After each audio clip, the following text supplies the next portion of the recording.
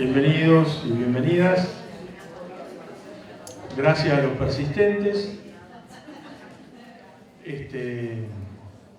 Ya vamos logrando, ya un cuarto lo hemos despejado. Vamos a ver cuánto más despejamos.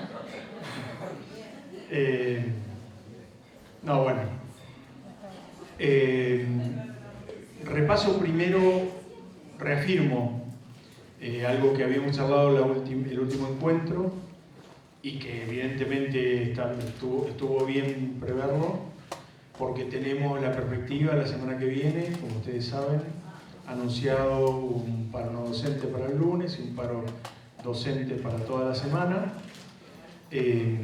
Lo voy a decir en términos amables, a nosotros no nos afectan. Vamos a seguir teniendo las clases de esos seminarios. Ustedes, por supuesto, pueden definir no venir o todo lo demás, pero vamos a mantener, al menos, yo hice una consulta con el gremio docente y, digamos, no es todavía un paro de esos que necesitan dar una señal de adhesión absoluta y todo lo demás. Entonces, en concreto, el jueves que viene vamos a tener la segunda clase de los seminarios que empiezan hoy. En el mismo horario, mismo lugar, vamos a mantener y a tratar de mantener las cursadas para que ustedes lleguen efectivamente este año a terminar al menos el desarrollo de los espacios curriculares tal como los habíamos previsto. Si surgiera alguna situación excepcional, la charlaremos a su tiempo, tanto colectivamente como personalmente. ¿Sí? Pueden pasar cosas, charlémoslas. Pero en principio mantenemos las clases tal como venía planteado el cronograma. Dicho esto, hoy entonces van a cursar en los dos seminarios siguientes, el seminario de problemáticas jurídicas y el seminario de planeamiento y gestión. Los equipos, tal como en algún momento hemos charlado, están conformados, uno de ellos, bajo el paraguas protector del profesor Clark, a pesar de que él insiste de que no es el responsable del espacio curricular, pero es como el sol, digamos, le arroba sol ley, y él siempre está. Es el equipo efectivamente de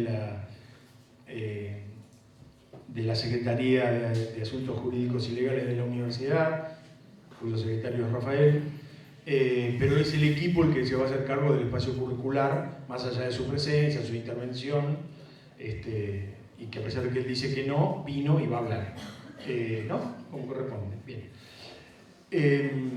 No voy a hablar de los méritos para dar este seminario. Algunos de ustedes ya lo conocen en la labor profesional y algunos de ustedes lo conocen en la labor docente y lo han tenido. Lo único que tengo y a su equipo, lo único que tengo para agregar desde como la coordinación de la carrera, la perspectiva de la carrera y el trabajo que ustedes tienen que hacer. Recuerden que esta carrera de posgrado, de especialización, implica que ustedes la terminan de desarrollar con la presentación y aprobación del trabajo final integrador. Todos los seminarios, incluido, obviamente, el seminario de problemáticas jurídicas, debieran servirnos, ser útiles para la realización del trabajo final integrador. Por lo tanto, la perspectiva de los seminarios, uno debiera escucharla, debiera pensarla, debiera dictarla, debiera coordinarla, pensando en eso que ustedes están desarrollando en paralelo en el trabajo final integrador.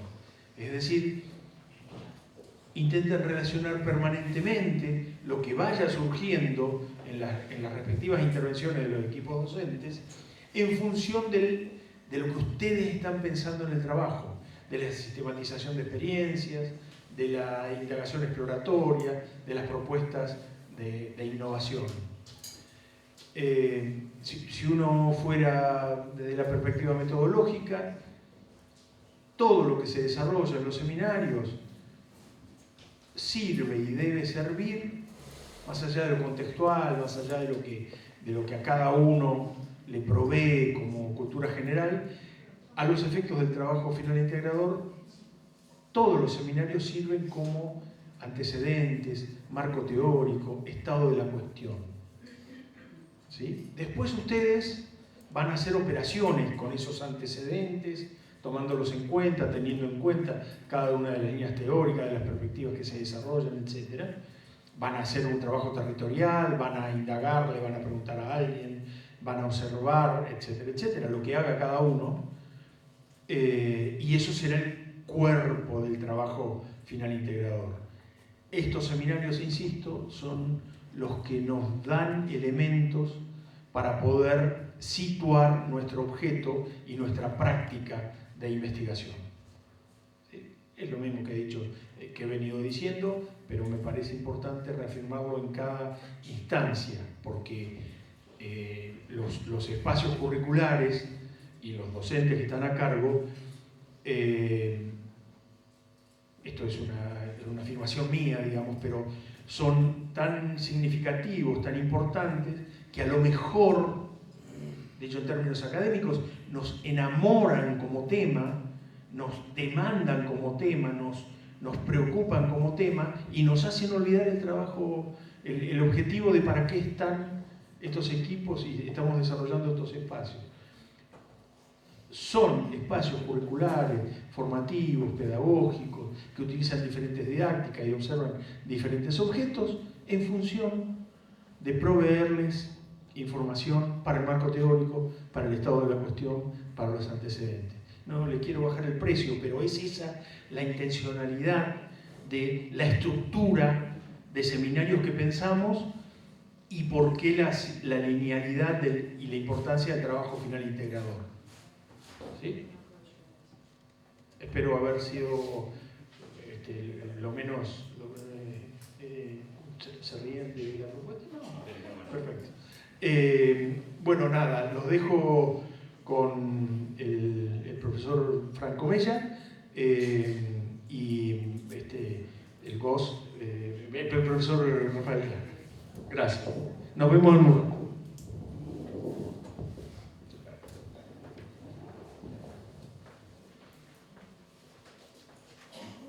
Muchos de ustedes ya han sido víctimas de mis pretensiones pedagógicas. Sea quizá esto uno de esos casos de revictimización, pero en este caso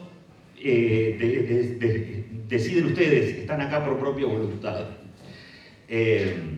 Sin embargo, una de las pocas ventajas de que los años se acumulen sobre las crujientes espaldas es que uno va ya teniendo, o por lo menos permitiéndose, las libertades de distribuir un poco las cargas.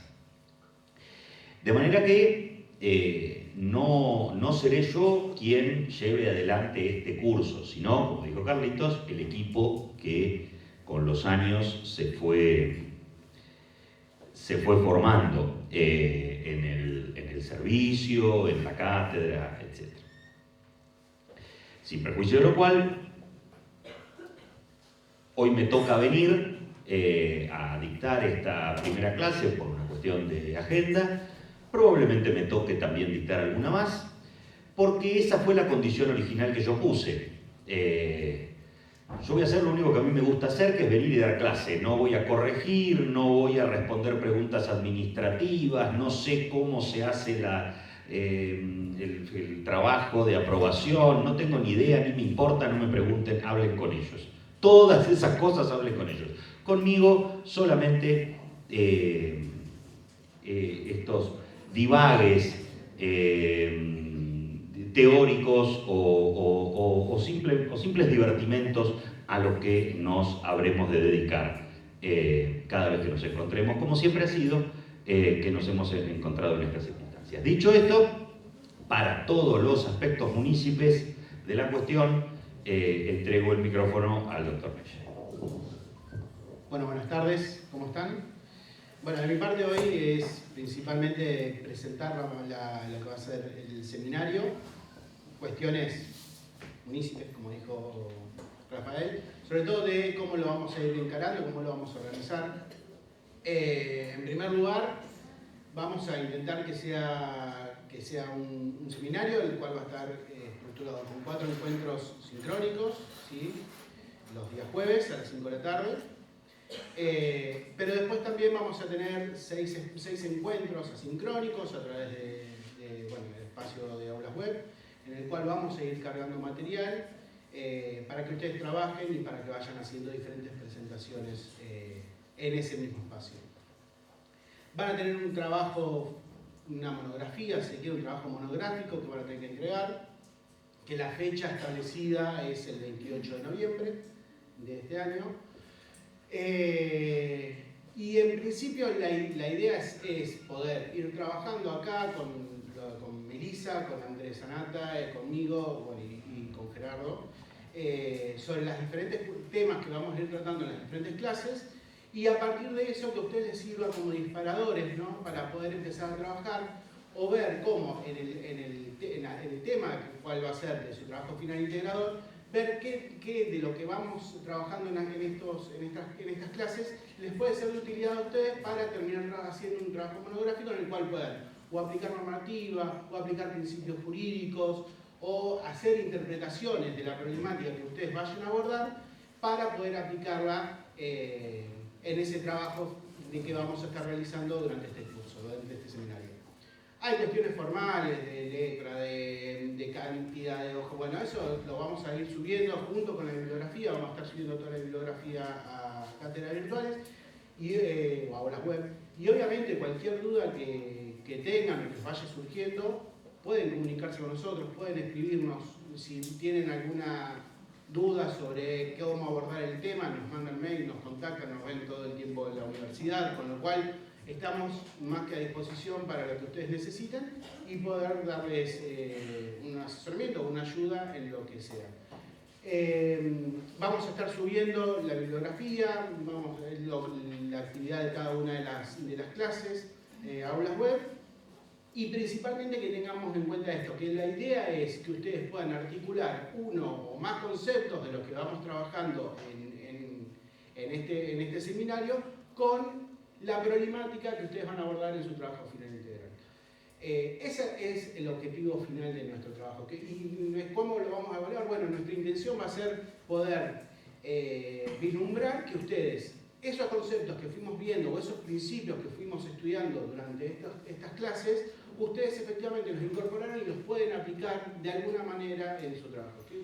Ejemplo, qué sé yo, se les ocurre, pueden analizar alguna de las áreas de incumbencia de donde ustedes trabajan y pensar en una normativa o alguna idea de lo que podría ser una modificación que sea buena para su área de trabajo, pensar procedimientos y pensar cómo se vincula con la norma, ver si hay alguna cuestión de incompatibilidad o incongruencia entre normativas nacionales y lo que nosotros hacemos acá, quizás pensar en cuestiones de autonomía universitaria, bueno, diferentes temáticas que puedan abordar ustedes desde su trabajo final integrador, desde la problemática de su trabajo final integrador, y que nosotros, a partir de los encuentros que tengamos, les pueda servir como disparador para atacar algunas de esas problemáticas.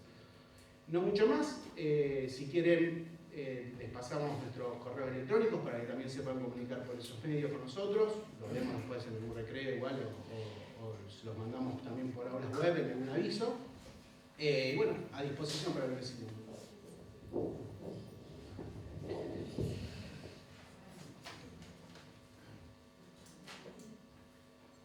A ver, siempre es un desafío de imposible superación estructurar, diseñar un seminario que trata sobre asuntos jurídicos para un público que no es abogado. Por lo menos en su mayoría. Yo supongo que habrá entre los presentes portadores quizás sanos de esa enfermedad que yo comparto, de esa patología. Imagino que habrá algunos abogados aquí, no les voy a pedir que se identifiquen por temor al escarnio público, pero imagino también que la mayoría de ustedes están libres de esa trágica condición. Entonces, tenemos la necesidad de estructurar un seminario que nos invite con provecho a pensar problemáticas jurídicas que afectan el desenvolvimiento de la gestión universitaria cotidiana en nuestros... Hola, ¿funciona? Bien. En nuestros desempeños. Y tenemos que calibrarlo de modo tal que sea suficientemente sintético y accesible para quien proviene de otras tradiciones epistémicas. Eso hace que inevitablemente el producto sea insatisfactorio para todos, porque para algunos será demasiado jurídico y para otros, para los abogados en la sala, será demasiado elemental. Lo siento, se aguantan. ¿Qué va a hacer? No hay modo de que salga bien. Salvo que uno sea un gran divulgador, salvo que uno sea Carl Sagan, no es mi caso.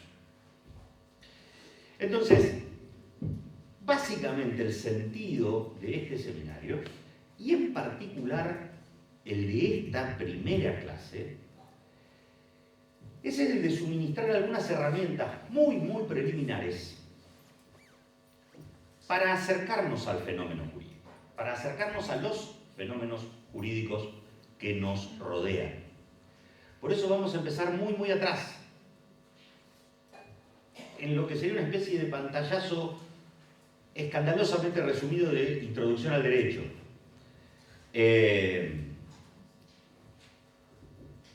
Comprender el funcionamiento del sistema de la jerarquía normativa y algunas pinceladas sobre las reglas de la interpretación jurídica y el problema del lenguaje del derecho.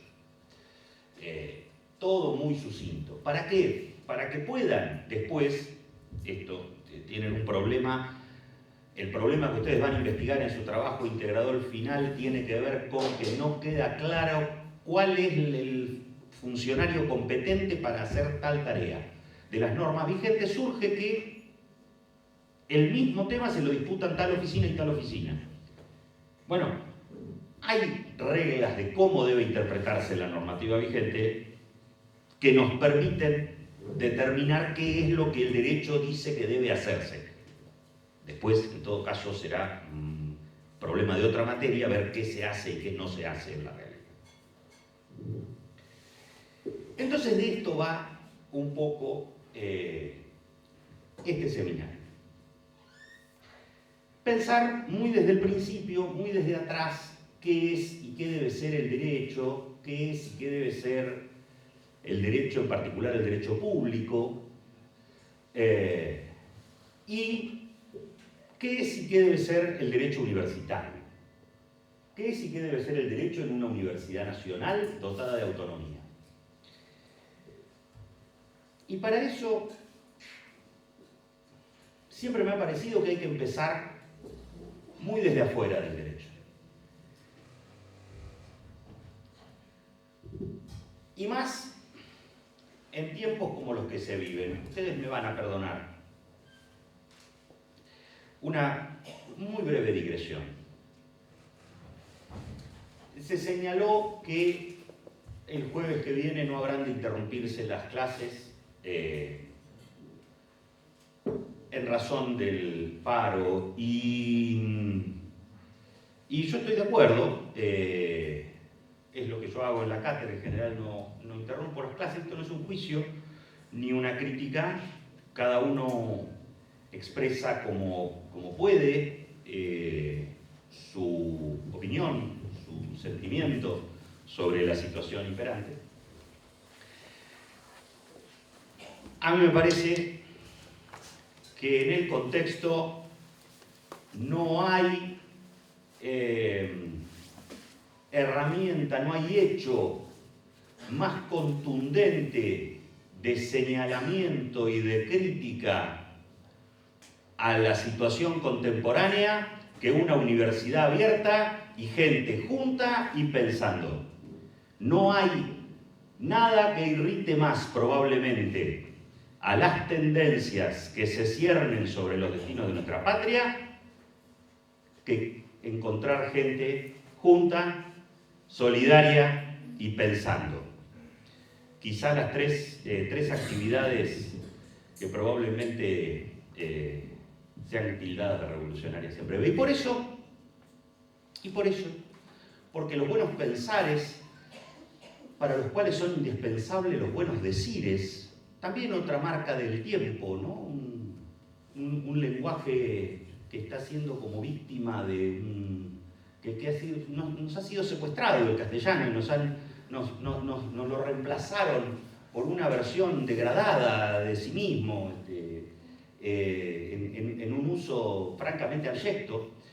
Entonces, los buenos pensares para los cuales son imprescindibles los buenos decires, quizá sean un modo de noble resistencia a la tendencia de los tiempos. Entonces, para empezar a pensar de qué trata o de qué debe tratar el derecho y el derecho público y en una universidad, me permitiré compartir con ustedes una brevísima lectura, les prometo que es breve, de una obra que yo estoy seguro que ustedes conocen. O también esto es una encuesta, ¿no? Porque yo suelo tener la idea de que el colegio secundario es el mismo que aquel que yo transité. Bueno, ¿se acuerdan de Segismundo Calderón, personaje de La vida es sueño, el Calderón de la Barca? Bien. Permítanme unas breves líneas del primer soliloquio de Segismundo, que va a ser el material con el cual vamos a hacer el primer trabajo práctico inaugural de este seminario. Dos palabras. Para los que se olvidaron de Segismundo porque se golpearon la cabeza antes de entrar. Segismundo, el príncipe, es encarcelado en una torre, solo, en una prisión, desde muy chico, por su padre el rey, porque recibió un sino, un vaticinio que le dijo: tu hijo te va a derrocar. Entonces el rey, asustado por eso, metió a su hijo, lo encerró en una torre y lo tuvo por siempre, toda su vida, encerrado en una torre. Entonces, la escena comienza, la obra comienza, con unos viajantes que escuchan a Segismundo por una ventana de la torre lamentarse de esa situación. ¿No? Estamos hablando de Calderón de la Barca, siglo de oro, ¿no? 1630. Dice: ay mísero de mí, ay infelice, apurar cielos pretendo ya que me tratáis así. ¿Qué delito cometí contra vosotros naciendo? Aunque si nací, ya entiendo qué delito he cometido. Bastante causa ha tenido vuestra justicia y rigor, pues el delito mayor del hombre es haber nacido. Solo quisiera saber, para apurar mis desvelos, dejando a una parte cielos el delito de nacer, ¿qué más os pude ofender para castigarme más? ¿No nacieron los demás? Y si los demás nacieron, ¿qué privilegios tuvieron que yo no gocé jamás? Nace el ave, y con las galas que le dan belleza suma, apenas es flor de pluma o ramillete con alas, cuando las etéreas alas corta con velocidad, negándose a la piedad del nido que deja en calma. Y teniendo yo más alma, tengo menos libertad. Nace el bruto, y con la piel que dibujan manchas bellas, apenas signo es de estrellas gracias al docto pincel, cuando atrevido y cruel la humana necesidad le enseña a tener crueldad. Monstruo en su laberinto. Y yo, con mejor instinto, tengo menos libertad. nace el pez que no respira. Aborto de ovas y lamas y apenas bajel de escamas sobre las ondas se mira, cuando a todas partes gira midiendo la inmensidad de tanta capacidad como le da el centro frío. Y yo, con más albedrío, tengo menos libertad. Nace el arroyo, culebra que entre flores se desata y apenas sierpe de plata entre las flores se quiebra, cuando músico celebra de las flores la piedad que le da la majestad del campo abierto a su vida. Y teniendo yo más vida, tengo menos libertad. En llegando a esta pasión un volcán, un Etna hecho, quisiera arrancar del pecho pedazos del corazón. ¿Qué ley, justicia o razón negar a los hombres sabe? Privilegio tan suave, excepción tan principal, que Dios ha dado un cristal a un pez, a un bruto, a un ave. Mi pregunta del trabajo práctico es: ¿de qué se queja Segismundo? ¿Qué reclama Segismundo? ¿Qué le falta a Segismundo? La libertad. A ver, ¿de qué se queja Segismundo? Libertad. ¿De qué se queja Segismundo? Igualdad. De no tener derechos. ¿Qué derechos en particular? Ser libre, la libertad. Que alguien le explique, me gustó que alguien le explique. Todos los demás son libres. El ave, el bruto, el pez, hasta el río. Hasta el río es más libre que él. Entonces, él denuncia eso. Denuncia que todos son libres. Reclama libertad, claro que reclama libertad. Pero no solamente libertad. Porque lo que lo agravia a Segismundo es que los demás son libres y él no. Porque no se trata solamente de la libertad y no se trata solamente de la igualdad. Se trata de las dos.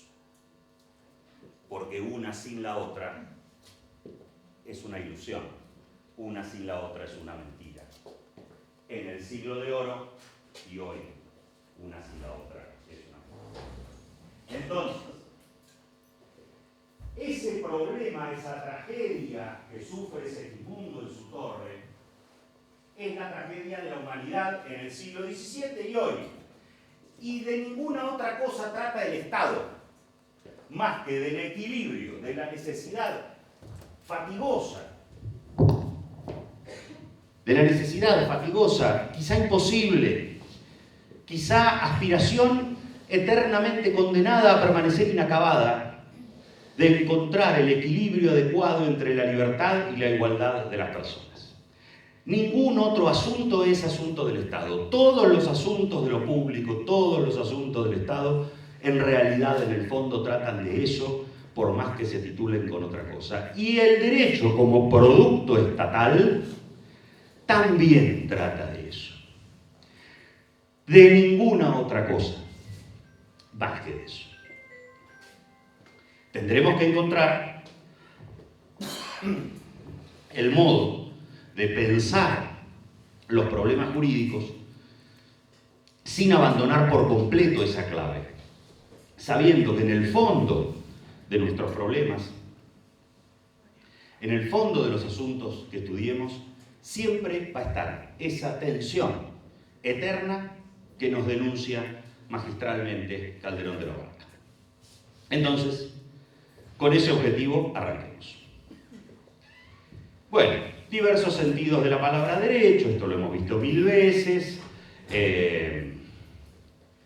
Un derecho como en el sentido objetivo, como un conjunto, como un grupo disciplinar, un derecho como un derecho subjetivo, yo tengo derecho a algo, en un sentido epistemológico como grupo, como objeto de estudio, la autonomía del derecho universitario, y en un sentido axiológico no hay derecho a que tal cosa suceda, etc. Nada complejo. Seguimos. Se han planteado diferentes perspectivas que han querido ver al derecho exclusivamente como conjunto de normas, o que han tratado de ver sus efectos y su funcionamiento en la sociedad, ya sea positivamente o negativamente. Se lo ha querido ver desde la lógica de los valores. Bueno, no me interesa demasiado, sigamos. Vamos a ver. En cualquier caso, en cualquier definición, en cualquier perspectiva, la idea de norma es central. Entonces, arranquemos por allí. ¿Qué es una norma? Podríamos definirla, allí se la define. Se trata de una construcción del lenguaje en función directiva, que tiene por fin incidir en la conducta de otro sujeto. Para empezar, es una construcción de lenguaje. La norma, como objeto fundamental de la ciencia jurídica, es lenguaje. Y es lenguaje en función directiva, es decir, es lenguaje que tiene un objetivo de impacto, de regulación de la conducta de algún sujeto externo. Normas, por supuesto, no son siempre jurídicas, normas hay para todos los gustos y de todas las clases. No se puede, muy bien. Muy bien. Hay normas para todos los gustos y de todas las clases. Allí, por ejemplo, normas jurídicas, pero también habrá normas morales, normas técnicas, ¿no? Cualquiera que haya transitado cualquier profesión, cualquier disciplina, sabe muy bien que hay normas infranqueables que gobiernan la disciplina de que se trate. Y no son, naturalmente, jurídicas. Nos interesan, obviamente, las jurídicas, dejamos de lado las otras. Una norma es jurídica o será jurídica cuando reúna estos 4 caracteres que la identificarán como tal. Será bilateral, en cuanto hay un obligado y alguien que exige el cumplimiento. Heterónoma, por tanto, es decir, proviene desde afuera del sujeto obligado. Esta cosa tan posmoderna de postular yo tengo mi propio código moral, como si toda la historia de Occidente fuera irrelevante porque yo soy el gran sujeto del universo y yo estoy, es como se ha multiplicado hasta el infinito el superhombre, ¿no? Somos todos superhombres, todo el mundo anda por ahí pisoteando todos los almácigos de la historia de Occidente. Bueno, acá no, acá viene desde afuera. Tu propio código moral te lo guardás ya sabes dónde, porque acá está el derecho, viene desde afuera con el garrote, y te recuerda que es, además de heterónoma y de externa, coactiva. Es decir, si no cumplís, estoy legitimado para ejercer violencia en tu contra. Estoy legitimado para ejercer la fuerza en tu contra si no cumplís la norma. Eso la hace coactiva. Desde una lógica muy clásica, una aproximación muy positiva, muy positivista al derecho, ¿qué es lo que corresponde tomar para empezar, por lo menos? Uno podría reducir cualquier norma jurídica a un juicio condicional. De la estructura dado A debe ser B. Las que más fácil se ejemplifican con este esquema son las normas penales. Las normas del Código Penal, uno ve claramente esta estructura. El que matare a otro tendrá pena de prisión de 10 años. Imaginemos que diga el Código Penal. Bueno, el que matare a otro es A, el antecedente fáctico, debe ser B. El consecuente jurídico es pena privativa de libertad de 10 años. Dado A, debe ser B. Lo fundamental es ese tercer elemento, el vínculo de imputación que une A con B, que une un antecedente fáctico con un consecuente jurídico. Bien.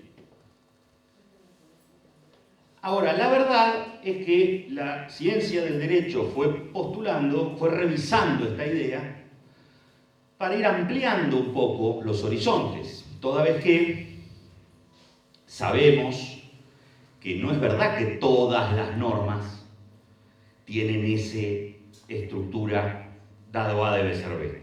Hay algunas, la mayoría se pueden explicar así, pero hay otras que tienen otras naturalezas, otras incluso estructuras.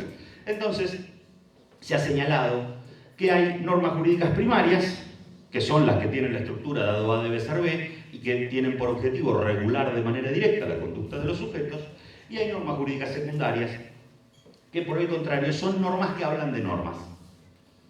Entonces, reglas de conocimiento, que determinan la validez de las normas, reglas de cambio de las normas, o reglas de adjudicación o de competencia, las podríamos llamar. Sí.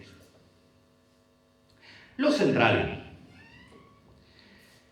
que me interesa postular es que la norma jurídica no funciona aisladamente, no funciona sola, no existe sola. Solo puede funcionar dentro de un sistema, dentro de un ordenamiento, porque es el ordenamiento, es el sistema, el que le da validez y la limita, y le pone límites al mismo tiempo. Por lo tanto, si uno saca la norma de su sistema, deja de funcionar, porque pierde punto de apoyo. En el caso de las universidades, nosotros dictamos normas, nuestra ordenanza 101, nuestro estatuto, etcétera, etcétera, etcétera. Bueno, todas esas normas que dicta la universidad tampoco existen solas. Todas esas normas que dicta la universidad se integran, pasan a formar parte del ordenamiento jurídico, y de un ordenamiento jurídico que excede a la universidad, que por lo menos coincide con el de la nación, si no más. Y ahí no quiero entrar en la cuestión con los internacionalistas. Seguimos. Bueno, el Estado-Nación lo vimos 4 millones de veces, población, territorio, poder, 1500 veces, ya sabemos, los elementos del Estado. Para que haya un Estado, tienen que estar estos 3 elementos: la población, el territorio y el poder, a veces el derecho, a veces no, a veces coincide. Lo cierto, esto está puesto para recordar que la norma, para ser coactiva, y solo es jurídica cuando es coactiva, dijimos, supone previamente un Estado que reivindique para sí la soberanía y el monopolio de la coacción legítima, con lo cual no hay norma sin sistema, tampoco hay norma sin Estado jurídica. Las naciones sin Estado tendrán normas morales en todo caso, pero no tienen normas jurídicas. ¿Por qué? Porque no tienen el garrote, le falta el palo que amenaza, el carácter coactivo les falta. Bueno, ya que estamos, 2 palabritas sobre el Estado. Clasificaciones, ¿se acuerdan? Formas de Estado.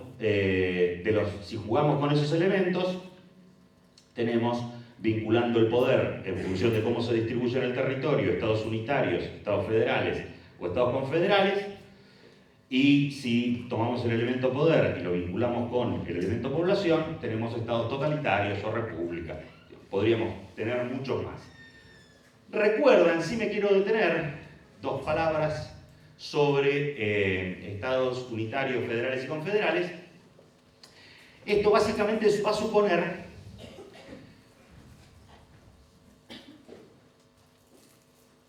o va a depender de que coexistan o no distintos órdenes estatales dentro del mismo ordenamiento. Estado unitario: Chile, Uruguay. Estado unitario: hay un Estado con un gobierno y con un derecho que despliega homogéneamente sobre la totalidad del territorio, o mejor, sobre la totalidad de la población que habita en el territorio, el derecho. el poder, el Estado.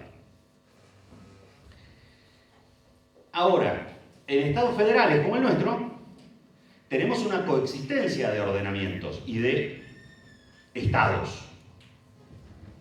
Tenemos el Estado federal que coexiste con 24 estados locales, cada una de las 23 provincias y la Ciudad Autónoma de Buenos Aires. Y a su vez tenemos estados municipales con distinto nivel de autodeterminación según cada una de las constituciones de las provincias. Cada uno de esos estados tiene sus poderes y su derecho. Y así hay un derecho federal y hay un derecho local. El derecho federal lo produce el Congreso de la Nación, el derecho local lo producen las legislaturas provinciales. Y como en nuestro país siempre, nunca tenemos que permitirnos resolver en definitiva un asunto y siempre tenemos que estar en alguna zona intermedia de las cosas, además tenemos una tercera categoría de derecho que es el derecho común, ¿no? Si uno mira un Estado federal, dice, fantástico, hay derecho federal, que es el que hace la nación para los intereses nacionales, hay derecho local, que es el que hace la provincia para los intereses provinciales, y hasta ahí se puede explicar. Pues también hay derecho común. ¿Qué sería el derecho común? El derecho común es un derecho que hace el Congreso Nacional para que lo apliquen los jueces locales. ¿Por qué? Porque así lo decidió la Constitución. Porque ese fue el resultado de la rosca de 1853, una decisión política. El calibrar hasta dónde es competencia de las provincias y hasta dónde es competencia de la nación es producto de la rosca en una asamblea constituyente. Y las asambleas constituyentes de aquella época se hacían con los tizones todavía humeantes de las guerras. Bueno, es eso, es política. En esa negociación política apareció esta tercera categoría, derecho común, que son básicamente los códigos.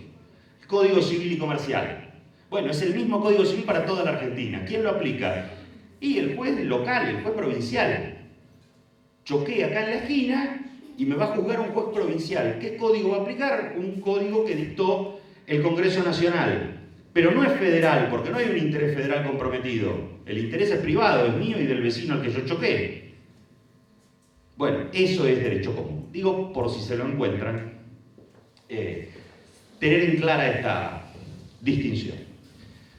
Seguimos. Bien.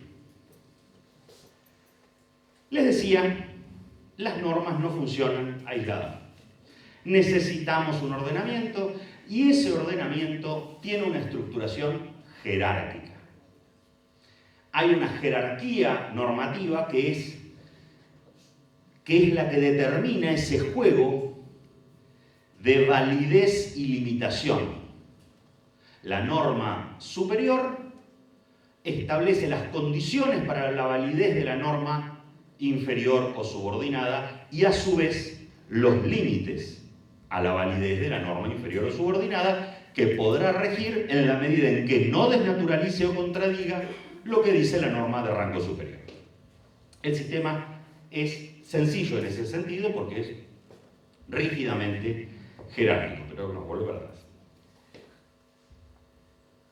Bueno, está bien, métele. Sí, métele. Entonces la famosa pirámide, que todos le atribuimos a Kelsen, etc. Como si el pobre Kelsen fuera alguna especie de faraón jurídico.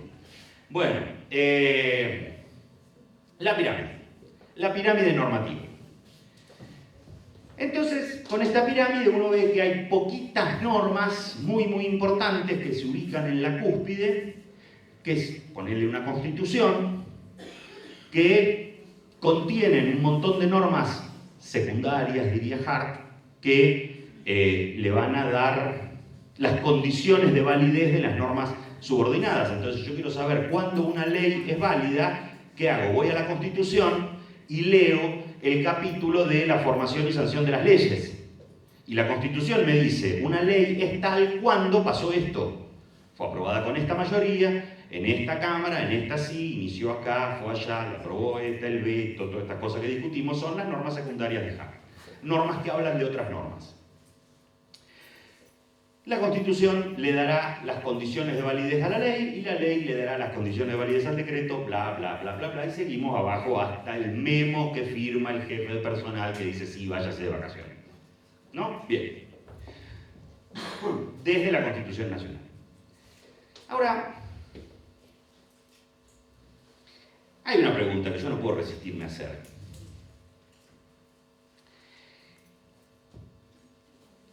Cuando uno mira esta pirámide, rápidamente se acuerda, la entiende fácil, es una idea muy sencilla de transmitir, y uno se acuerda de aquellas cosmologías que creíamos superadas, pero bueno, uno nunca sabe, que postulaban que la Tierra descansaba sobre 4 elefantes. Y entonces alguien preguntaba, bueno, ¿y los elefantes a dónde se apoyan? Y él decía, bueno, no, hay 2 tortugas. Ajá, ¿y las tortugas a dónde se apoyan? No, hay 7 dragones. ¿Y los dragones? No, los dragones están... Y bueno, sobreviene antes el tedio que la solución. Uno siempre puede seguir agregando cosas que se apoyan en otras cosas y que sostienen las otras cosas. Y acá pareciera funcionar igual. Uno podría hacer ese mismo jueguito con esta pirámide. Bueno, y el decreto, y bueno, no, el decreto porque la ley permitió... Está bien, ¿y la ley? No, la ley porque... la Constitución. ¿Y la Constitución? ¿Quién le da el marco, la condición de validez, la norma que se apoya? ¿A dónde se apoya la Constitución? ¿A dónde se apoya la Constitución? Bueno, Kelsen, el inventor de la pirámide, nos da una solución que parece nueva pero no lo es. Una solución muy antigua. Nos dice, no, afuera de esto, más allá de esto, está la norma fundamental que sostiene y le da apoyatura a todo lo demás y a todo el sistema. Impresionante. La norma fundamental. Tiene nombre como de vecina, ¿no? Ahí viene la norma fundamental haciendo rajar la tierra. Bueno, la norma fundamental. ¿Y dónde está escrita la norma fundamental? No está escrita. ¿Y quién la aprobó? No, existe siempre. Ajá. ¿Y cuándo se creó? No, siempre existe. ¿Y cuándo va a dejar de existir? Nunca, siempre. Entonces uno se da cuenta que en realidad Kelsen lo que hace con la norma fundamental es robarse un concepto muy viejo, que es Dios. Digo, ese es el primer motor inmóvil de Aristóteles, que es el Dios una vez que lo aristotelizan, ¿no? que meten el cristianismo dentro de los cánones de Aristóteles, aparece ese primer motor inmóvil. La primera causa incausada, todas esas cosas. Bueno, esa cosa un poco esotérica es la norma fundamental, que sería aquello que sostiene todo. Lo que Kelsen no se anima a confesar es que en realidad la norma fundamental simplemente es una necesidad lógica del sistema. Nadie es tan iluso de creer que la norma fundamental existe. Todos sabemos que no existe. Pero hacemos de cuenta todos como que existiera. ¿Por qué? Porque si no se nos desmorona el sistema jurídico. No hay derecho si no tenemos la norma fundamental. Cruje y se desmorona toda la estructura como un castillo de naipes. Entonces, hacemos de cuenta que está ahí. Porque necesitamos poder sostener el sistema. Es anticientífico, sí, todo lo que quieran, pero es una necesidad de la vida en comunidad. Si no, volvemos a los palacios. Entonces, muchas veces pasa que no queremos asumir, y está bien que no querramos, Esto no es un canto al cinismo lo que estoy haciendo. Pero sí me parece que entre nosotros tenemos que compartir algunas complejidades. No todo es color de rosa. En realidad, lo que nos cuesta mucho asumir a los que nos dedicamos al derecho es que muy atrás de los sistemas jurídicos, cuando uno rasca, suele haber algo que no queremos admitir, que es el hecho de fuerza. No queremos admitir que la Constitución de 1853 dice lo que dice porque el resultado de la batalla de Caseros fue el que fue. Y tal sistema jurídico se fundó después de que tal nación perdió una guerra y vinieron los otros, lo invadieron y le impusieron una constitución. Y sí, es feo, pero algo de eso hay. La verdad es que eso parece más realista, parece bastante más serio que las mitológicas alusiones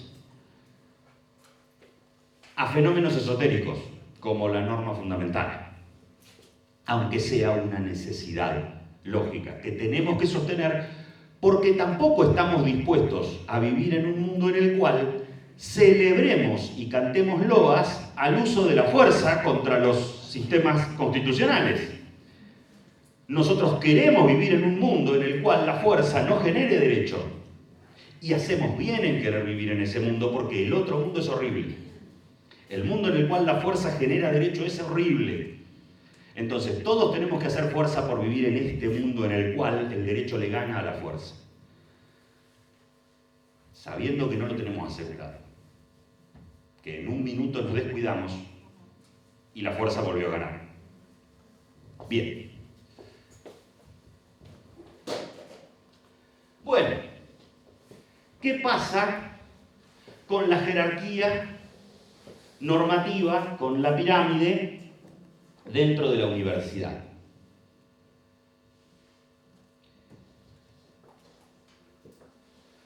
Uno podría decir, anticipando cuestiones futuras, de esa primera serie, Constitución, Leyes, Decretos, Reglamentos, Actos,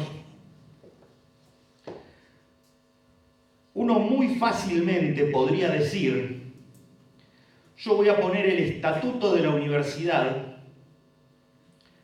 abajo de la ley. Uno dirá, la Constitución de 1994 reconoce en el 75, inciso 19, la existencia de las universidades, la autonomía y autarquía de las universidades. Las universidades son creadas por ley del Congreso. Muy bien. Entonces, los estatutos son una consecuencia de la Constitución y de la Ley de Educación Superior, que regula los límites que los estatutos tienen que tener. Por lo tanto, evidentemente, la Ley de Educación Superior tiene una jerarquía normativa superior a los estatutos, y los estatutos no pueden entrar en contradicción con ella. Derivan de ella su validez. Por lo tanto, lo vamos a ubicar abajo, en un rango infralegal. Y desde ahí para abajo es el ordenamiento universitario, es la pirámide normativa de la universidad. El estatuto, las ordenanzas que dicta el Consejo Superior, como dice el estatuto, repito, las ordenanzas que dicta el Consejo Superior, porque solo el Consejo Superior dicta ordenanzas, mal que le pese a alguna facultad que se cree secesionista y que se cree con derecho a dictar ordenanzas. Dicho eso, como solo el Consejo Superior dicta ordenanzas, digo, el estatuto, las ordenanzas que dicta el Consejo Superior, reglamentos que puedan dictar los consejos directivos por resoluciones generales, o el presidente en el ámbito de sus competencias, o los directores de los colegios en el ámbito de las suyas, y por último actos administrativos, actos de alcance particular, que serán aplicación de estos reglamentos. Todos esos reglamentos, todas esas normas universitarias integrarán el ordenamiento y derivarán sus condiciones de vigencia y de aplicabilidad de la ley y del estatuto, etcétera, etcétera. Ahora, afuera siguen pasando cosas. El presidente de la Nación sigue dictando decretos. Y los ministros del Poder Ejecutivo Nacional siguen dictando resoluciones. Y hay una legislatura de la provincia que dicta leyes provinciales, etcétera, etcétera. Entonces, sigue habiendo un mundo jurídico que se despliega alrededor de las universidades. Y en algún punto hay solapamientos. En su oportunidad vamos a hablar de qué pasa con la tensión entre la universidad o el ordenamiento jurídico universitario cuando entra en colisión, aunque sea parcial, con normas provinciales o municipales incluso. ¿Hasta dónde rige el derecho local en una universidad y hasta dónde no? Pero para esta clase me interesa señalar y cerrar esta parte con ¿qué hacemos con las normas infralegales de orden federal? ¿Qué hacemos con las normas jerárquicamente inferiores a una ley que se dictan por órganos del gobierno federal? Básicamente, ¿qué hacemos con los decretos del Poder Ejecutivo Nacional? ¿Se aplican en la universidad o no se aplican en la universidad? Anticipando temas que serán de tratamiento en clases futuras, les diré que el profesor Carlos Balbín, profesor de la Universidad de Buenos Aires, viene sosteniendo hace unos años, en su teoría del ente autónomo, que la regla general es que las universidades, que los entes autónomos en general, de los cuales las universidades son un ejemplo, en su teoría,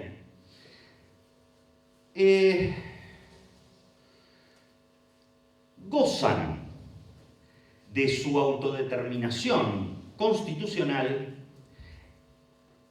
la cual se funda en dos principios fundamentales. Dos principios fundamentales que, dice Balbín, justifican el ejercicio de la autodeterminación universitaria, de la autonomía o autarquía de las universidades, y que a su vez le ponen un límite.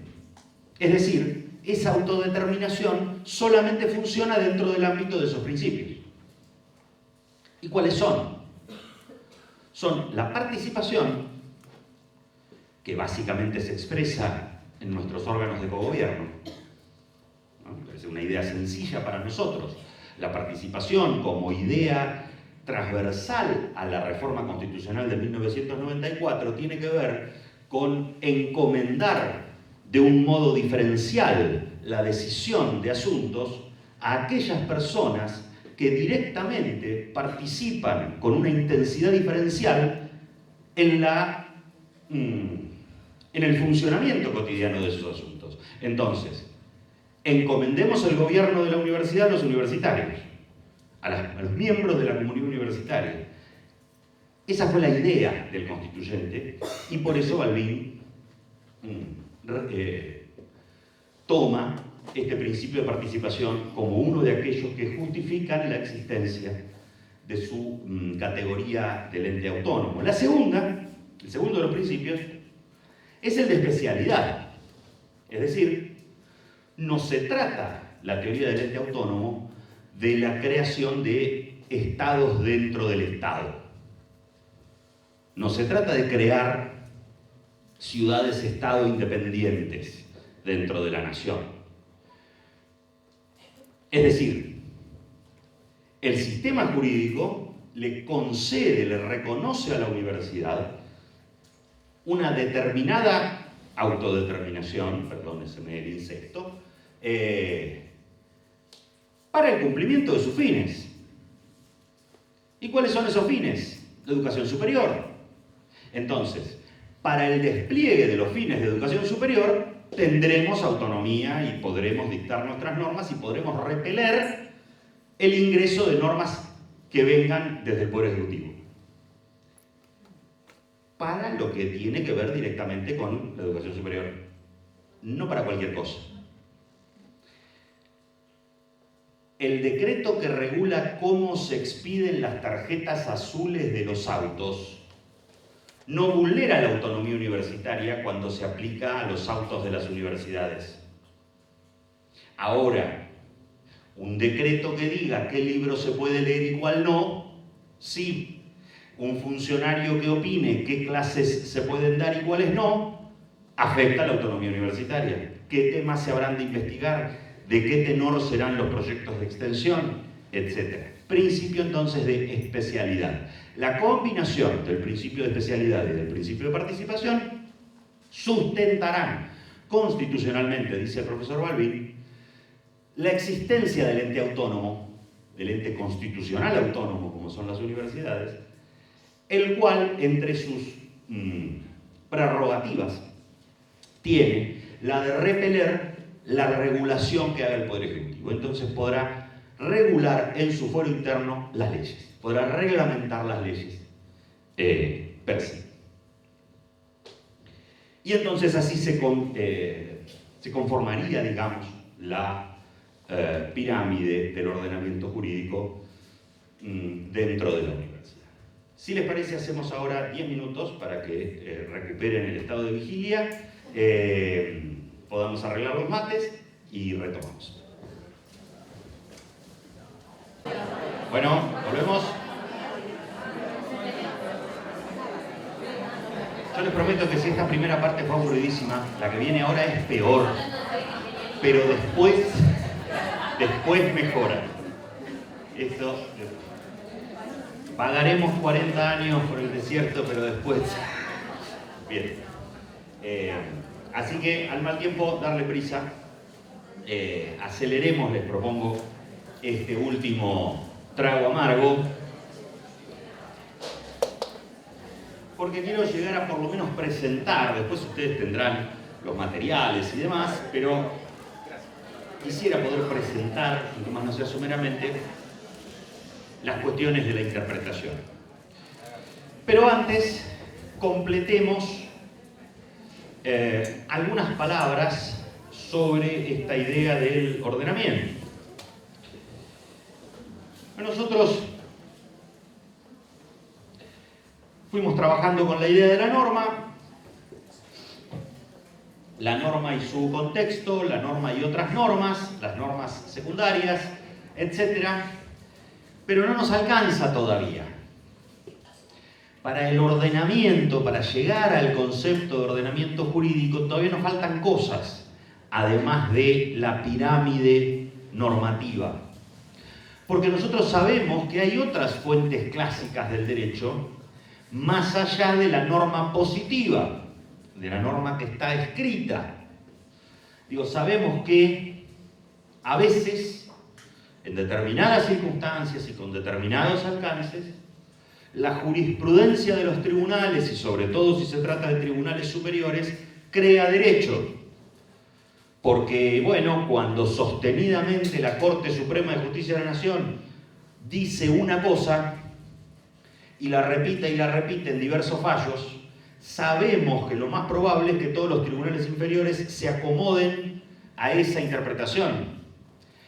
Y todos vamos internalizando que como esto va a ser así, ¿para qué pedir otra cosa en un tribunal si sé que me van a decir que no?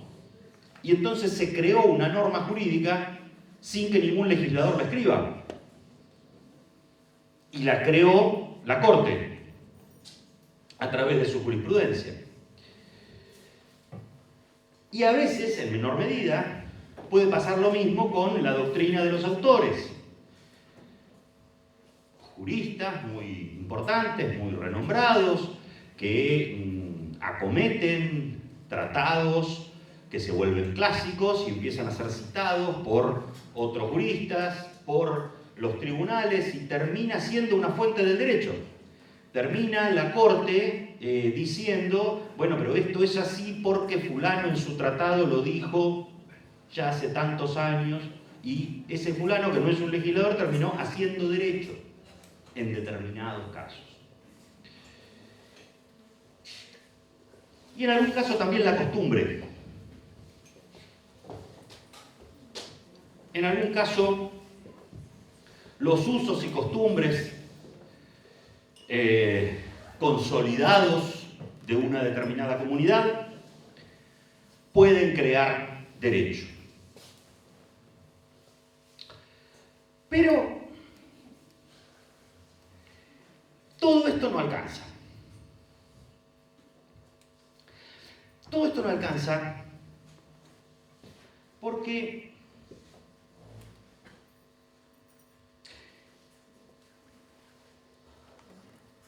hemos visto cómo a veces la humanidad se entrega a un giro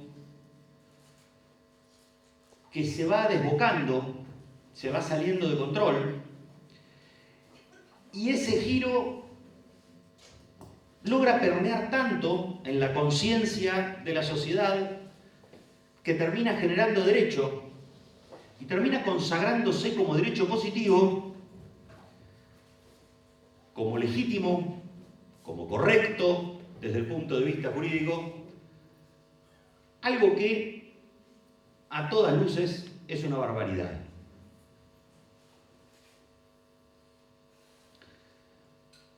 Las leyes raciales de Nuremberg eran derecho positivo. Vigente. Las leyes raciales del Tercer Reich eran derecho positivo vigente. Y habían sido dictadas de acuerdo a la Constitución vigente y a la norma fundamental. Y habían sido aplicadas por jueces de la Constitución, en observancia de los procesos ordenados por los códigos vigentes. Es decir, todo el derecho positivo había sido observado, había sido cumplido a rajatabla para producir la más inenarrable tragedia de la historia de la humanidad. Eso no puede ser el derecho. Porque si eso es el derecho, ¿para qué hicimos todos los esfuerzos de aceptar al primer motor inmóvil, de esconder la fuerza? Hacemos todos esos esfuerzos, nos tragamos todos esos sapos, porque el derecho nos permite, entre otras cosas, evitar que sucedan cosas como las leyes de Nuremberg. Si no nos va a servir para evitar las leyes de Nuremberg, entonces no sirve. Pero la verdad es que supone un fenómeno muy difícil de procesar para el sistema jurídico. Hay una película, los más memoriosos la recordarán, excepcional, con Spencer Tracy y Burt Lancaster.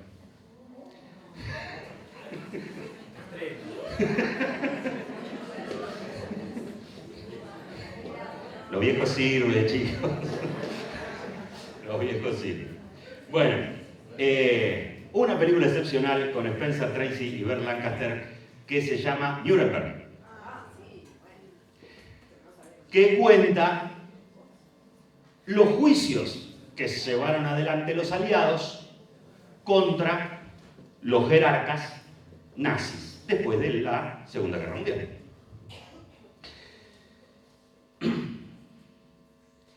La película en particular cuenta la historia de uno de los últimos juicios de Nuremberg, que es el que se lleva a cabo contra los jueces. Contra los jueces que aplicaron las leyes aberrantes del nazismo, cuya defensa naturalmente era: yo soy juez, yo no soy legislador. Lo que yo tengo que hacer es aplicar el derecho vigente, no crear un derecho que a mí me guste más que aquel que está escrito. Y es lo que yo hice. Básicamente era la defensa de Burt Lancaster, que es el nazi acusado. Bueno, y esto supone un dilema muy difícil de resolver para los fiscales y para los jueces de ese tribunal de Nuremberg, presididos por Spencer Tracy. Vean la película, no se la pierdan, es fantástica. Bueno, digo, esa tragedia puso en crisis, de alguna manera, el esquema estrictamente positivista del derecho. Demostró que dejar al derecho librado solamente a lo que la norma escrita y esos pequeños aditamentos de la costumbre y la jurisprudencia puedan ser, lo vuelve una herramienta impotente contra las tragedias de la humanidad. Y entonces aparece, con posterioridad a la guerra, la idea de los derechos humanos. Idea no libre de polémicas, por cuanto ha sido utilizada con diversos objetivos.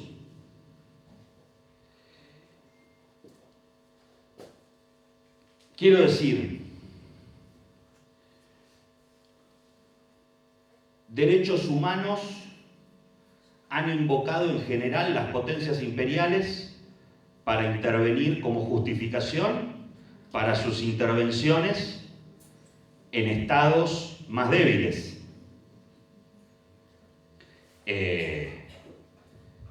Estados Unidos interviene en Nicaragua y Panamá y demás para defender los derechos humanos. Y Rusia invoca los derechos humanos para intervenir en Ucrania. Y bueno, esto no hace mella en los derechos humanos, Dios nos libre, desde luego que no. Sin embargo, sí plantea una cuestión interesante, muy difícil de resolver desde el punto de vista jurídico. Hay una justificación racional para entender que por encima de los derechos locales, de los derechos positivos de cada país, existen unos derechos que son invocables aún en contra de las legislaciones positivas vigentes. Digo, las mujeres en Irán tienen derecho a que no se les obligue a usar el velo, aunque la legislación de su país diga lo contrario. Yo creo que sí. Yo creo que existe un paquete de derechos que tienen que ser inescindibles de la condición humana y por lo tanto que tienen que poder ser exigibles urbi et orbi. Ahora, la verdad es que me cuesta terminar de explicar por qué, en mi concepción, ese paquete de derechos casi coincide perfectamente con el paquete de derechos propio de una sociedad occidental, capitalista, del siglo XXI, segunda mitad del XX. Y bueno, quizás sea porque nosotros, y decir nosotros muy raro, ganamos la guerra, digamos, ¿no? El occidente anglosajón, ganó. Y entonces los derechos del occidente anglosajón se convirtieron en universales. No sé, la verdad es que no sé, no tengo respuesta para eso. Sí me parece que tiene que haber un mínimo exigible de derechos de la condición humana. Porque si no es posible Nuremberg. Si no, cada país se entrega a su propia espiral de conculcación de los derechos, legitima esa espiral a través de los mecanismos del sistema jurídico y arrasa con todo. Y la verdad es que yo no me siento cómodo en ese mundo. Pero alguien podría preguntarme, ¿y a quién le importa lo que vos te pongas cómodo? Bueno, no sé. Son discusiones metajurídicas, pero me sirve... No, sigamos. Acá. Me sirve, los artículos anteriores eran artículos del Código Civil y Comercial que receptan la costumbre, los principios, que es de lo que quiero hablar ahora, los van a tener ahí. Por eso quiero avanzar. Quería llegar acá. ¿Hay algo más, se pregunta el título, hay algo más allá de las normas positivas? Tiendo a creer que sí, tiende a creer la doctrina que sí. Por ejemplo, los principios generales del derecho. Herramienta que vamos a usar muchísimo en este seminario, porque centralmente vamos a estudiar derecho administrativo, procedimiento administrativo vamos a estudiar con mucha fruición, y el procedimiento administrativo está hecho de principios, centralmente hecho de principios, porque estudiar el detalle de la regulación es inútil. Lo que hay que estudiar son los principios fundamentales que gobiernan nuestra regulación y cualquier otra. Entonces, principios generales del derecho se encuentran por encima de las normas positivas y señalan el sentido que debe observarse en orden a la consagración de valores. Los principios están ordenados hacia. Los principios no valen por sí mismos, sino que son modos de consagrar algo que está por afuera, que está más arriba, que es más abstracto, más arriba en la escala de abstracción, que son los valores jurídicos. Se ha dicho que tienen dos funciones fundamentales, una de directriz legislativa, es decir, le hablan al redactor de una norma. Cuando estoy escribiendo una norma, tengo que tener en cuenta el principio de igualdad, el principio de tutela judicial efectiva, el principio de buena fe, etc. Entonces tengo que escribir el procedimiento, tengo que escribir mi norma para que esa norma sea una consagración de ese ramillete de principios que aplican a mi caso. Y a veces cumplen una función de aplicación al caso concreto. En general, casos no regulados. Tengo un caso que no está resuelto, que la norma no me dice con claridad, con pelos y señales, qué tengo que hacer. Y yo lo tengo que resolver igual, porque yo soy la administración. Y la administración tiene que resolver todos los casos, sea que tengan una norma que diga cómo se resuelve o no. Bueno, cuando no tengo una norma que me diga cómo se resuelve, debo recurrir a los principios generales para seleccionar cuál será la solución concreta. La pregunta es: ¿de dónde salen estos principios? Bueno, los espíritus ius positivistas, ¿qué nos van a decir? Lo que hay son normas escritas. Como hay muchas normas escritas, hacemos un proceso de síntesis. Y entonces, si esta norma dice que hay que dar vista de las actuaciones, y esta norma dice que hay que permitir el derecho a ser oído, y esta norma dice que hay que permitir que se interpongan recursos contra las decisiones administrativas, y esta norma dice que los expedientes son públicos, entonces de todas estas normas sacamos un hilo conductor, una idea transversal que los atraviesa a todos ellos, que podríamos llamar principio de tutela administrativa efectiva o debido procedimiento administrativo. Entonces, sintetizamos un principio de abajo hacia arriba. Desde las normas positivas efectivamente existentes, sintetizamos un principio y lo elevamos al rango de principio general. Un ius naturalista nos va a decir al contrario. Nos va a decir: no, la norma positiva viene después. Los principios están ahí. El problema de los ius naturalistas es que nunca nos explican dónde es ahí. Y donde uno empieza a rascar un poquito, el ius naturalista nos dice: bueno, ahí es la Biblia. Bueno, pero podría haber otra clase de ius naturalistas. No es la Biblia, es la clase. Aquello que convenga a la clase trabajadora es, bueno, eso es esotérico, es igual de esotérico que ir a la Biblia, a estos efectos jurídicos. Bien, la cuestión es que, más allá de dónde vengan los principios, están ahí, operan, existen. Y como les decía, están subordinados a valores. Son reglas más bien operativas los principios. que buscan consagrar, facilitar axiomas de mayor nivel de abstracción, que son los valores. Estos sí siempre son metajurídicos. No hay modo de extraer por vía de síntesis de normas positivas valores. Los valores siempre están afuera del derecho. Siempre son un fenómeno metajurídico. Existen, los usamos, nos guían, nos ordenan los principios, pero no son un tema del derecho, no son parte, no son un objeto de estudio de la ciencia jurídica.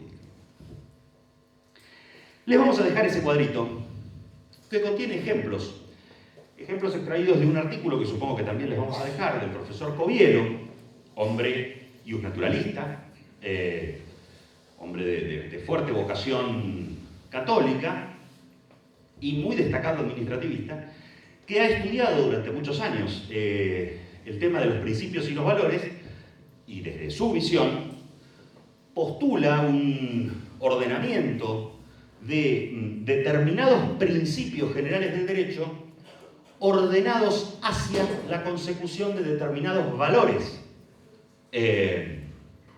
Entonces ordena del valor al valor Estado de Derecho se subordinarían los principios de legalidad, razonabilidad, proporcionalidad, responsabilidad estatal y así, valor dignidad humana, valor seguridad jurídica. Una ejemplificación que pueda quizás ser útil. Bien, a ver si llego a hacer... Sí, tengo 20 minutos más, bien. No, porque vi al jefe sentado ahí y me asusté, pensé que ya me tenía que ir. Vamos con 2 palabras sobre interpretación.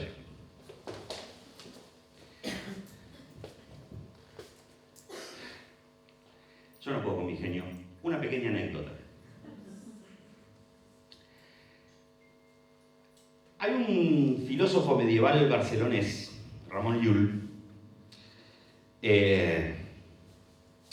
que creyó, o dijo, estaba convencido de que había descubierto un sexto sentido, que se llamaba el afato. Él lo llamaba el afato. Y ese sexto sentido consistía en la habilidad de descubrir, no decidir, descubrir el nombre correcto de las cosas. Esto que tenía Adán, este poder de asignarle nombre a las cosas, pero, ojo, a diferencia de Adán, que lo que hacía era un acto de autoridad, delegada, ya que estamos en términos de derecho administrativo, delegada por el órgano superior, por el superior jerárquico con competencia resolutoria final, diría el derecho administrativo. Bueno, el órgano delegado, Adán, ejercía esa autoridad, pero era un acto de autoridad, era decisorio. Decidía que el rinoceronte se llamaba rinoceronte. Ramon Llull no creía en esa decisión, era un descubrimiento, porque suponía que las cosas, que la relación que existía entre la cosa y el nombre, entre la cosa y el signo, era tan profunda que hacían parte de una misma esencia. Entonces, esa cosa solo podía llamarse así. No era posible que otro signo la refiriera. Y el afato era la posibilidad de descubrir esa intrínseca, esa esencial relación. Bueno, obviamente estaba equivocado. Obviamente estaba equivocado. Obviamente no es así como funcionan los lenguajes. Ahora, no es infrecuente encontrar textos jurídicos, fallos, que parecen suponer que el afato existe. Parecen suponer que las cosas tienen una denominación propia, esencial, que les es natural. Y que entonces es deber del intérprete descubrirla. Como si no existiera un lenguaje construido socialmente y cambiando todo el tiempo en función de las relaciones sociales.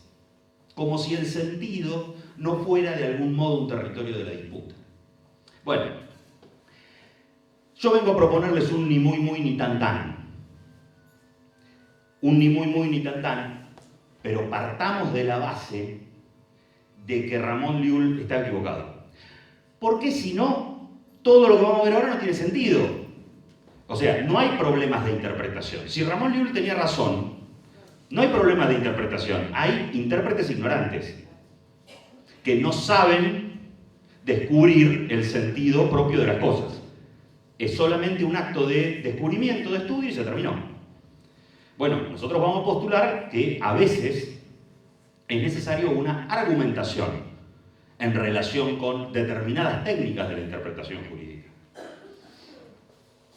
Entonces, para pelear con esta idea que es esa, ¿no? In claris non fit interpretatio. Y lo ponemos además en latín porque entonces tiene más fuerza de convicción y todo el mundo dice, ah, bueno, sí, claro, es como la norma fundamental, ya está. In claris non fit interpretatio. Este es un ejemplo robado de una polémica deliciosa que hubo entre Genaro Carrió y Sebastián Soler alrededor de las palabras de la ley. Soler, muy positivista, Sebastián Soler, un penalista muy importante, muy positivista, había escrito un artículo que se llamaba Las palabras de la ley y estaba fascinado con una analogía geométrica que él había descubierto allí y que usaba y usaba y usaba.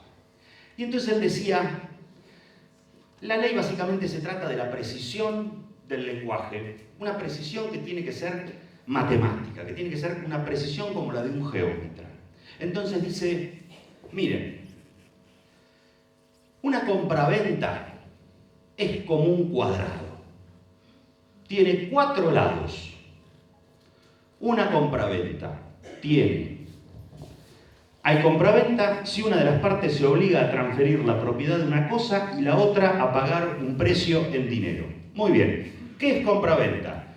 Un comprador, un vendedor, una cosa, un precio. 4 lados, un cuadrado, ahí está mi compraventa. Le saco un lado, le saco el precio. ¿Qué tengo? Un triángulo, que es una donación, decía Soler, fascinado con su analogía geométrica. Miren con qué elegancia el derecho se comporta, etcétera, etcétera, etcétera. Y entonces, un enorme profesor de filosofía, filósofo del derecho, Genaro Carrió, le contesta con un artículo delicioso que se llama Algunas palabras sobre las palabras de la ley, que era el título del artículo de Soler. Y dice, en ese ejemplo tan elegante de cuadrados y triángulos, hay un problema. ¿Cuánto precio es precio? Vender una casa por $100.000 es evidentemente una compraventa. Vender una casa por $10 ¿es una compraventa? ¿O es una donación encubierta? ¿Cuánto precio es precio? No alcanza, nunca es tan claro. Nunca me va a alcanzar con el pretendido afato, nunca me va a alcanzar con un diccionario para ver en funcionamiento el sistema jurídico y las normas dentro de ese sistema. Bueno, algunos términos lo van a tener ahí. Seguimos en esto, el profesor italiano Riccardo Guastini, pero me interesa señalar esto. Un enunciado interpretativo son los enunciados que adscriben significado a un texto. Es decir, yo tengo una norma, yo tengo un enunciado normativo, un texto normativo, el artículo tal del código, que dice lo que dice. Para hacer con eso una norma, tengo que haberlo interpretado. La norma es el contenido de sentido de la disposición, que es una variable dependiente de la interpretación. Es decir, está el texto en bruto, en el código. Yo lo interpreto. A través del proceso de interpretación le asigno sentido. Ese sentido es la norma. El texto en bruto no es la norma. La norma es el sentido que el intérprete le asignó. La norma es el sentido que el intérprete le asignó.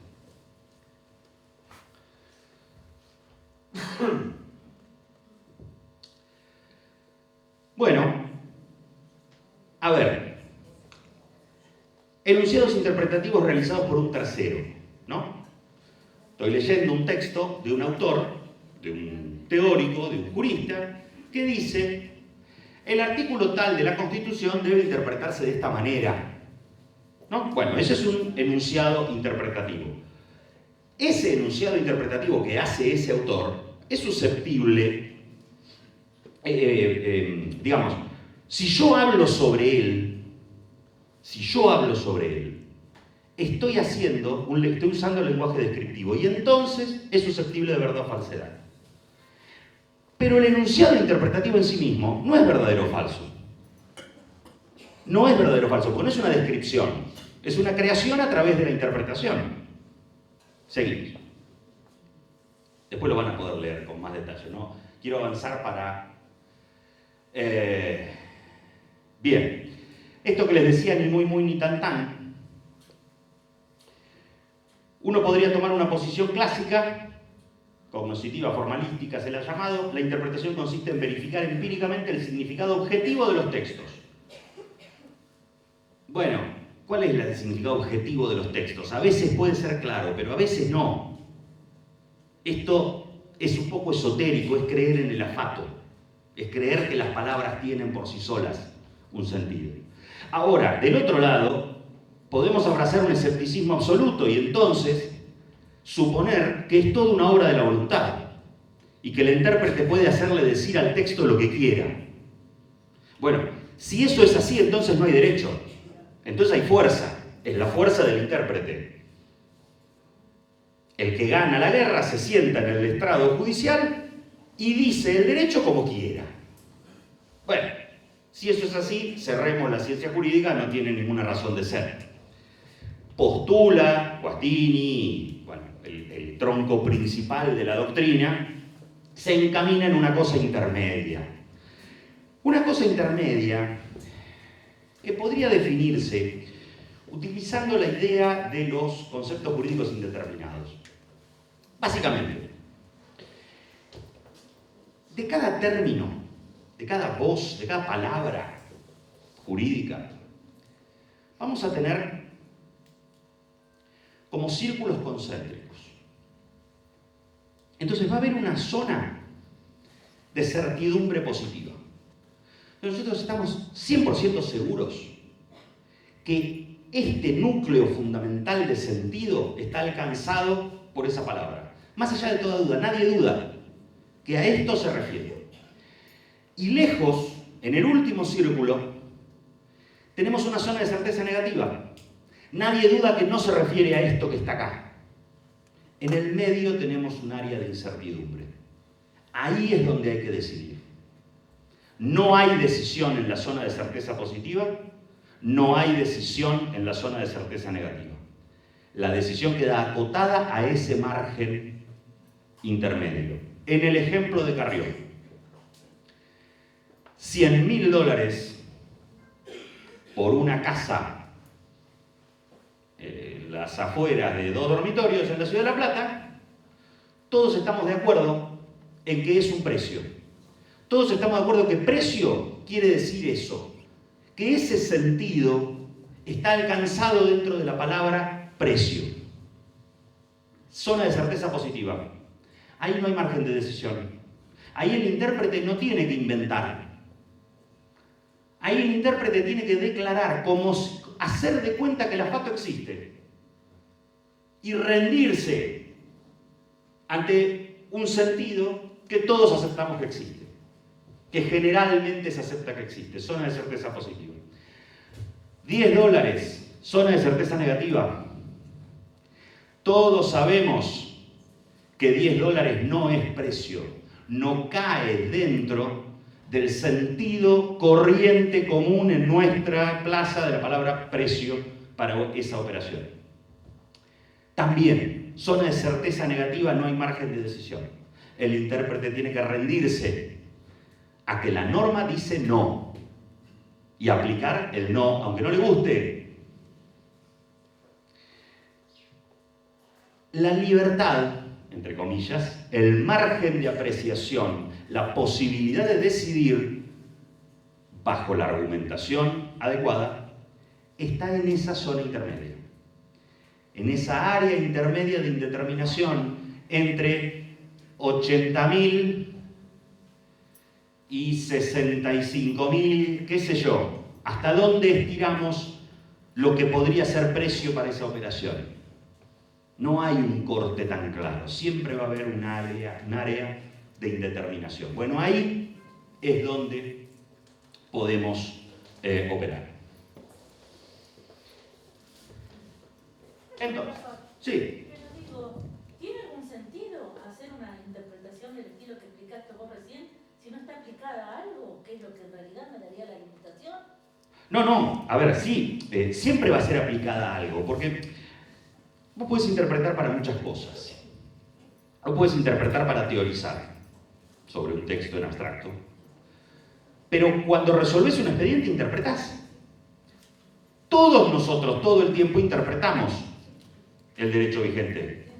Porque me llega un expediente, pero no a mí a la asesoría. Llega un expediente a la oficina de personal que pide las vacaciones. ¿Qué hay que hacer? Bueno, mirar la norma. ¿Qué dice la norma sobre las vacaciones? Si tiene tantos días de antigüedad, le corresponden tantos días de licencia. Muy bien. Antigüedad. ¿Qué antigüedad? ¿Docente o no docente? ¿Bonificable? ¿Que la trajo de afuera o que la ejerció en el coso? Antigüedad en el convenio colectivo. ¿Quiere decir lo mismo que antigüedad en la norma electoral para poder ser candidato? ¿O en el otro artículo de la 278 que dice en cuál de los colegios voy a votar según qué antigüedad tenga? Es la misma palabra, pero significa lo mismo. Bueno, cada uno de nosotros todo el tiempo está haciendo una tarea de interpretación de esa norma que estoy aplicando para resolver ese caso. Entonces, en general es una interpretación en concreto. En general es en concreto. Vos tenés la cosa ahí, tenés el caso, tenés el expediente, lo tenés que resolver. Y en el texto no tenés una norma. Tenés un enunciado que todavía no interpretaste. Se convierte en norma cuando lo interpretás. Cuando decidís qué alcance tiene la palabra antigüedad en el texto en bruto que vos tenés, ahí se generó la norma a través de tu tarea de interpretación. Que en algunos casos es evidente, cuando tenés la zona de certeza positiva o negativa, pero en otros te obliga a argumentar, a tomar decisiones. Por eso no es ni una ni la otra de las teorías extremas. No es todo decisión y tampoco es todo una búsqueda ascética de la naturaleza de las cosas. Hay a veces una cosa y a veces otra. Eso es lo que dice Guastini con su teoría ecléctica. Bien. La regla general tiene que ser la interpretación declarativa. La regla general tiene que ser: yo soy un intérprete, yo no gobierno. Yo aplico las normas. Gobiernan los cuerpos de cogobierno, los órganos de cogobierno dictan normas y yo las cumplo, yo las aplico porque de eso va la democracia. Bien, entonces,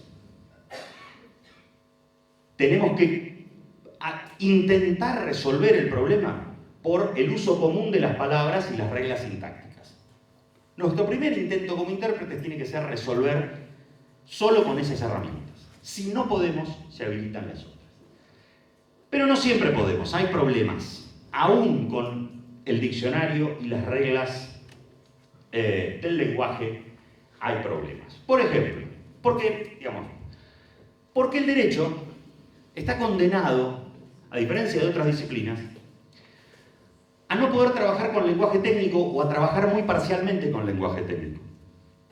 El derecho trabaja con lenguaje natural y el lenguaje natural está lleno de problemas, de vaguedades, de ambigüedades, etc. No podemos formalizar, como hacen los científicos de las ciencias duras, en símbolos matemáticos y trabajar con eso. Fíjense este artículo del anterior Código Civil, antes del 2014. Era un artículo sobre la sociedad civil, el contrato de sociedad civil. Los socios no están obligados solidariamente por las deudas sociales y expresamente no lo estipularon así. Las obligaciones contratadas por los socios juntos o por uno de ellos en virtud de un poder suficiente hacen a cada uno de los socios responsables por una porción viril. Yo pregunto, y quiero que no sean groseros al contestarme, ¿qué es una porción viril? Bueno, eso es el lenguaje natural. No es tan fácil de interpretar mediante la interpretación declarativa y el afato qué rayos es una porción viril. Bueno, se lo resuelvo. No, ojalá fuera tan divertido, pero no. No, es una expresión machista propia del Código Civil Histórico de la Argentina. Porción viril era uno por cada persona, imagínense. Por eso lo traje del Código Civil Viejo. Pero digo, no siempre es tan claro. Seguimos, claro, persona 1. Bien, otros problemas del lenguaje natural, de la interpretación declarativa. Tecnificación jurídica de vocablos del lenguaje natural.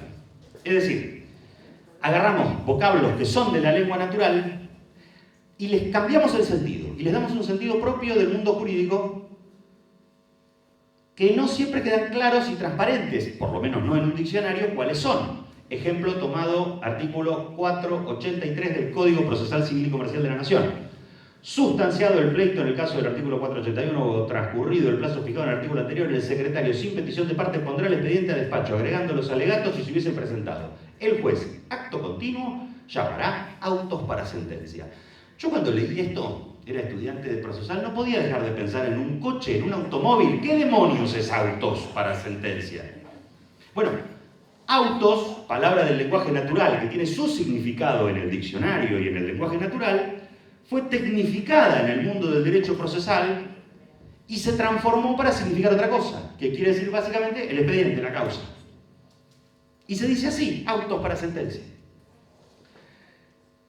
Otro.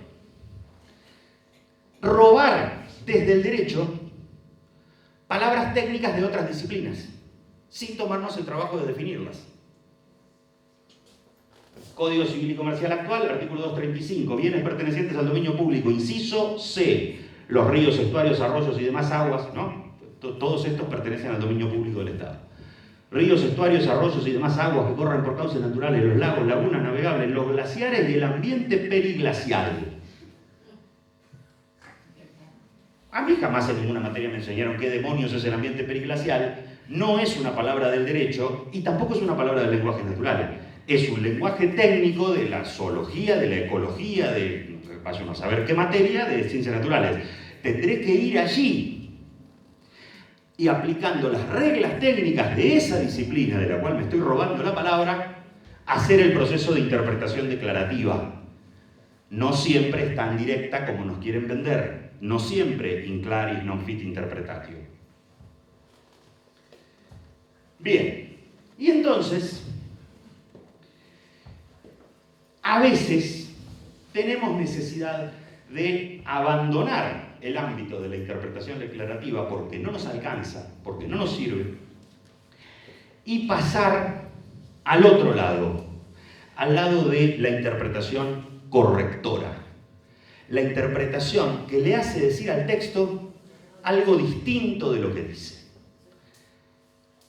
Cosa que en principio está mal, pero que a veces es indispensable. ¿Cuándo?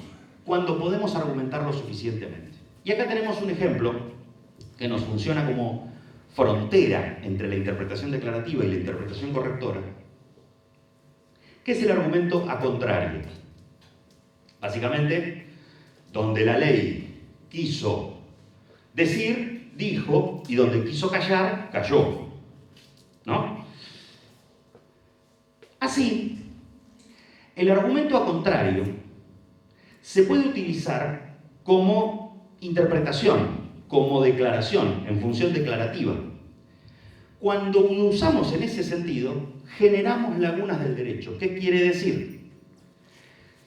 Achicamos, contraemos el ámbito de aplicación de una norma y por lo tanto dejamos casos fuera de su regulación, dejamos casos sin regulación. Ejemplo clásico. Todos los hombres tendrán derecho al ejercicio de la propiedad, dice algún viejo texto del siglo XVIII, que conserva vigencia, imaginemos. Bueno, ¿y las mujeres? En el siglo XVIII, un legislador machista, cuando decía hombres, decía personas. Pero no dijo mujeres, dijo hombres. Si uso el argumento a contrario en sentido interpretativo, achico el sentido de la norma y dejo sin regular el caso de las mujeres. No tenemos respuesta para saber si las mujeres tienen o no tienen derecho de propiedad. Uso el sentido restrictivo del argumento a contrario. Genero lagunas del derecho. Genero supuestos que no tienen regulación jurídica. Pero también lo puedo usar como argumento productor, como argumento generador de normas jurídicas. Que es cuando digo, el texto dice, los hombres tendrán derecho a la propiedad, y por lo tanto quiso decir, solamente los hombres tienen derecho al ejercicio de la propiedad. Por lo tanto, si no dijo, entonces las mujeres no tienen derecho a la propiedad. Generé, por vía de interpretación, una norma que no existía, que no estaba en el texto. El texto decía, los hombres tienen derecho a la propiedad. Yo generé otra norma, nueva, por vía de interpretación, que dice, las mujeres no tienen derecho a la propiedad. Ya no generé una laguna, al revés, colmé una laguna. Le di una respuesta jurídica a un caso, a través de una norma que no está en el texto. La puse yo, por vía de interpretación. Ese es el argumento a contrario en su función productora, donde salimos del ámbito de la interpretación declarativa y entramos al ámbito de la interpretación correctora, que es aquella que genera derecho, que genera reglas de derecho que por sí solas no existen en el texto. Ya no tengo más tiempo. Bueno, les dejo, esto se lo vamos a compartir, les dejo distintos argumentos que se pueden usar, la analogía, etc. Argumentos que se pueden usar y en qué casos se pueden usar y en cuáles no, para justificar las interpretaciones correctoras, que son las que hacemos todo el tiempo, cuando nos encontramos con casos que no surgen de manera clara y distinta del texto que estamos interpretando. Entonces tenemos que hacer un plus de esfuerzo interpretativo que nos genere una norma nueva. Bueno, eso no es libre, eso tiene reglas, y son estas que ustedes tienen acá y que tienen los textos que les hemos dado. Muchas gracias por la paciencia y nos vemos en algún otro momento.